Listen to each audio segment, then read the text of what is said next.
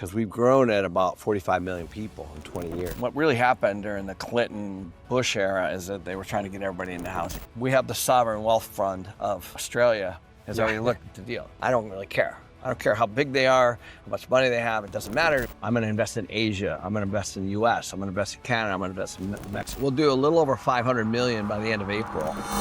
What are you talking about? Yeah, like 4 or 5 slides, I'm just gonna riff. I got like 40 minutes, so it's not much.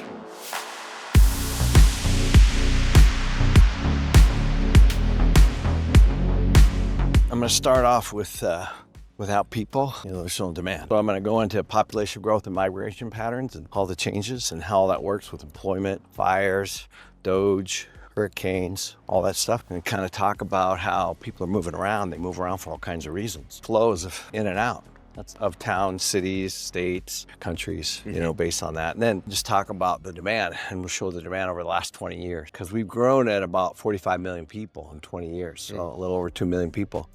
So we'll start with that slide and just kind of set the context. Without people, there's nobody to rent, buy, sit in a restaurant, demand on the health system, demand in schools and all that kind of stuff. So you start off with the demand, right, which is people. Then you've got all the supply issues and the policy issues and all the things that happen, right, as a result of that. Those are all individual, small, here, there, state by state, city by city, governor by governor, mayor by mayor, president by president, right? Those all change. And then we'll go into how people drive housing demand. And then we'll talk about that and how you can track it right now and how I track it. Is that through the U-Hauls and other? All the other things, yeah. Cell phones and there's a whole bunch of things you can do. Like everybody has a cell phone. Yeah. Like how do you think Google Maps works? Yeah. Right? They know exactly where you are. So. Yeah, that's interesting. So you can access that data.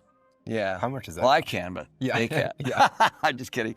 So anyway, so then we'll go that kind of shows where people are clustered. I'll roll into the different policies by the different presidents, from Clinton to Obama to Trump to Biden, and how they all view housing differently and why that matters. And I'll show the home ownership rate between all the different presidents. And I overlaid it with the interest rates. So you can kind of see, I didn't put the inflation numbers in there, but I can talk about those, because those oftentimes drive interest rates. What really happened during the Clinton-Bush era is that they were trying to get everybody into housing. I'm your stage manager. I'm your go-to girl for everything here. That will all translate into policy decisions, interest rate decisions, inflation. Obviously it translates into supply and demand and all those kinds of things, right? And then that drives, of course, where people should invest. So I'm not going to give them the secret sauce. I do talk about migration patterns, and I show it on a state map, where they're moving from and where they're moving to, because it doesn't really matter what you think. You have to follow the facts and the data. So if you follow the facts and the data, then what it does is it puts pressure on the school system. It puts pressure on the health system, like hospitals and medical. It puts pressure on grocery stores and restaurants. It certainly puts pressure on rent, and it puts pressure on home prices. So it's all based on people. And then, of course, what can offset that is new construction. So that's why I put the interest rates up, so you can see, and in times of higher interest rates, you have less construction because it doesn't all of a sudden make it economically feasible to build something because of the cost to borrow is so much higher. So that actually creates a problem because there's no demand coming in. So then I'm putting up the chart of all the apartment inventory and how it's being delivered by year, all the way through 2028 as of right now. So you'll be able to see it on a chart how interest rates basically push or pull the demand of apartments, single family even, and other things, because interest rates are a huge factor.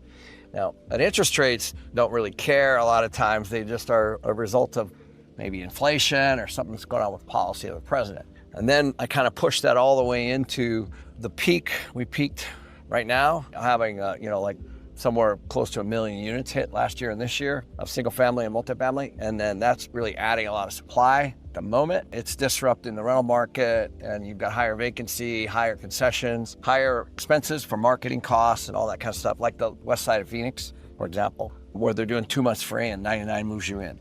Like, really? Yeah, literally, because there's so many apartments in one concentrated area. But if you go to Tempe, you're not gonna have that deal. If you go to Scottsdale, that deal doesn't exist. Yeah, oddly enough, even though there might be a lot more people moving to Scottsdale than the West Valley, there's a lot more apartments, so it's disrupting that market. Now you have to look at all those things together. And then I kind of do some predictions on the single family market, what the banks are going to be looking at, and then on the commercial. That's how I'm going to wrap up today. With this new guy that you hired, does that change how much you guys plan on buying over the next few years? Well, hopefully, yeah. So what happens when you're buying property, any property, doesn't really matter. Right now, we're in front of a really, really large pension fund. So the pension fund owns the property and somebody else brought them in, but they're the equity, right? So they're the owners, right? Doesn't matter who the person that found them is, but they're the ones driving the ship because they want out. They've had the money involved in this property for a while. So this is with one of your deals? One of the deals we're working on right now. So what happens is when you're sitting down in front of those people, let's say you're one of those folks. You represent one of the largest pensions in Canada. The only thing you care about is, am I gonna close and who am I? That's it. It's not necessarily price. Who's the person buying? They want certainty of execution. They want certainty of close. I could be lower by $1 million or $2 million. They still might pick me because my track record. That's when they start to dig in your track record. They start to look at where's your source of funds. Have you met with lenders? You know, how many deals have you closed? How big is your team? How many years have you been doing this? All that stuff starts to come into play, essentially. And then if you make it through their best and final, then they select you. And then that's where Jim comes in. He can always say, you know, we have a sovereign wealth fund from a huge country, doesn't matter which one. Today, I'm at this capital raising conference. Everyone in the room, what they do is they go out and find deals. Sometimes they don't even know what they're looking at. And they think that raising the money and closing the deal, then they're done. But they might have bought wrong. They might have bought in the wrong location. There might be all kinds of operational problems. They might have paid too much for the equity or the debt or whatever it is, or the market could change. And all those things are happening right now. If you're the pension fund again, and you're talking to somebody that said, I have a big list of people that always invest with me, that's a very different conversation than we have the sovereign wealth fund of Australia has already looked at the deal. Yeah. So that's what Jim's for. And then what would those terms be? We don't know yet. That's the issue. The issue is complete terms. Control of giving. Well, they can be, and that's the thing. That's actually a conversation I had with him yesterday. I said, I don't really care about your list. I do, but I care about the terms of the people on your list. Because really, think about what they want. They think that they're in control and they have all this money, and in some sense they are, but they want me to make a nominal fee and then return it back to them. They don't want me to participate in anything else. That's how it works. I don't care about their money. I want to be part of the value I create. And they want to basically have all that value. The question I said to Jim yesterday is, I said, how do we shortcut that conversation? If they're just trying to place money for fees, I'm not interested at all. I don't really care. I don't care how big they are, how much money they have. It doesn't matter to me, because why would I do that? Why would I spend the next several years just to work for fees or commissions or tips or whatever you want to call it? Would you be structuring these deals differently than just LPG? More than likely. So more so just be your guys are co-GPs and you get like... And we won't know how to structure it until we know what their terms are. Okay. But yeah, so all that will come out during these. So they're going to be interested in us because we have the ability now to take their money and invest it, but only if it's fair. Yeah. If it's fair for us and fair for them, then we're in. Yeah. But typically, big companies like that aren't. When people put all their money into an insurance policy, let's say, or they put all their money into a retirement plan, let's say, or they put all their money into a pension, there's some knuckleheads somewhere that have all that money, and they're looking to place it back down on Main Street. And so they think that they're in control, even though, and they're really, really smart people and all that kind of stuff. But really what's in control is the deal and the operator. So they're trying to pick the right operator and the right deal. It's a balance, right? Well, 2008 was a little different, where you had people losing houses and they were moving into rentals, because if they own something and they're underwater and they can't afford it, they give the keys back to the bank, and then they kind of dust themselves off and move into a rental market, let's say, and then they figure it out, right? Not in every case, but generally that happened a lot. And so what happened was, it took a while for all those defaults to make their way through the system. So it's going to take time to make their way through the system. Now it's very different. We have really high home prices and a lot of trapped equity. So back then, they did not have any equity, right? So they put down money, or maybe they didn't put down anything, but the house was worth less than the loan. So it's a very different scenario. That's on the single family side. But each one has a little bit different angle for the multifamily. So what does that actually do to the multifamily, right? So back then in '08, what it did, it pushed people more into the rental market. So now high prices are actually pushing people into the rental market. So it's a little different. The capital raisers are dead right at that point. Yeah, so I went to Canada and we put together some money up there through their RSP, or retirement savings plan, which is basically our 401k, because the US, according to them, was on sale.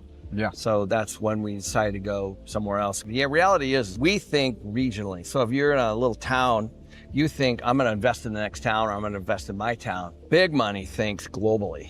I'm gonna invest in Asia, I'm gonna invest in the US, I'm gonna invest in Canada, I'm gonna invest in Mexico. That's how it really thinks. When you start out, I get it. You know, you're just trying to buy a duplex, right? It was somebody else's money. But really the big money is looking for big movements, you know, and for all kinds of reasons. So what do you think you guys will do over the next 5 years? I don't know. We'll see. It's gonna be big though. Yeah. I mean, right now you guys have how many deals under contract? Yeah, we got a lot. We'll do a little over 500 million by the end of April. Is that from the Q4 of 2024 till? Yeah, till now. 500 total, yeah, acquisitions, dispositions, and 1031s. And that'll be about over 200 million in equity. And that's without Jim. Jim's here for a reason. He's big money relationships. He's gonna be managing our LPs, which we really need because we're growing. People that want to invest with us, you know, come on every single day. And so we need somebody in charge of that. So he's gonna be handling that, and also the big relationships, which he already has. He lives in New York City. He's not gonna move, and we employed him, and he's gonna come out and try to bring some of those big relationships. Our issue is that people don't know who we are because we're local. So Jim's gonna bring us national. So we'll see where all that goes. I'm sure your team's pumped up, and really there's a lot of energy now. Yeah. Because, I mean, you guys weren't doing anything for a few years. Yeah, but now it's time. Yeah.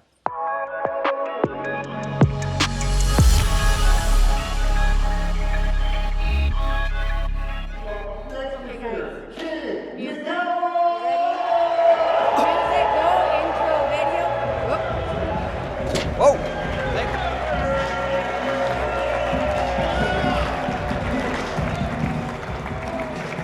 Thank you guys. I appreciate being here. Are you guys enjoying this place? Yeah. What? Are you learning a lot? Yeah.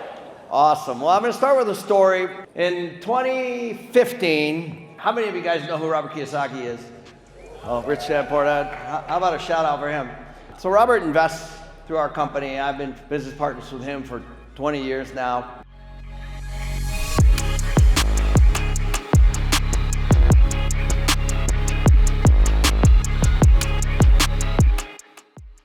Ken's so famous, people are shoving me out of the way.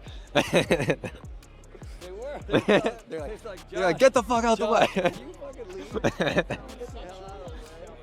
The reason why I would want to speak to a group like this is because you never know, like, if they get on our portal and they're just trying to look at deal flow, whether they invest with us or not is kind of irrelevant. What we're trying to do is educate everyone so they at least get on, because if they're working with somebody else and they don't have a deal, then they're not really making anything. So if we can take you know, the deals that we are putting in escrow and monetize them. Yeah. Just get them in front of as many people as possible. Yeah, exactly right.